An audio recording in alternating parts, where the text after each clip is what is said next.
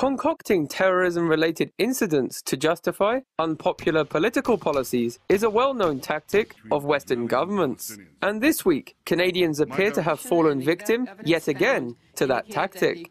Even opposition members of parliament have suggested that the recent explosions in Boston and the so-called foiled terror plot in Canada are being exploited by the Harper government to ram yet more unconstitutional anti-terrorism legislation through Parliament. And now it's getting even more ridiculous. They don't even need a real problem.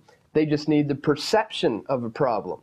As long as the people believe that there's a problem, they'll often be willing to give up civil liberties for the guarantee of security from the government. Analysts say that universally accepted standards of jurisprudence have to be done away with when it comes to those accused of being terrorists by the Canadian government, because many of those terror suspects are actually innocent. Legal experts say that the lack of an actual terrorist threat in Canada explains why Canada's government is quick to pass legislation which allows terror suspects to be detained without evidence or charges. In Canada, the state has often claimed to have foiled terror plots, as was claimed this week.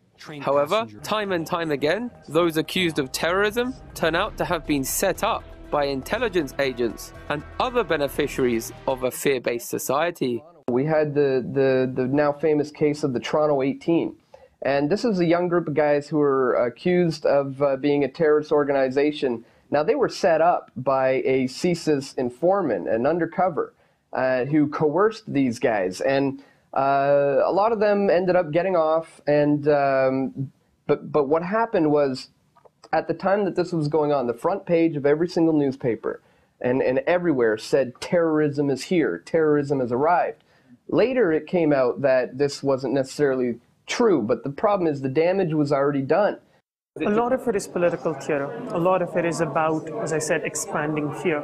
A lot of it is about a real global sway over towards this idea of we're a risk-based society. We are constantly looking out for threats.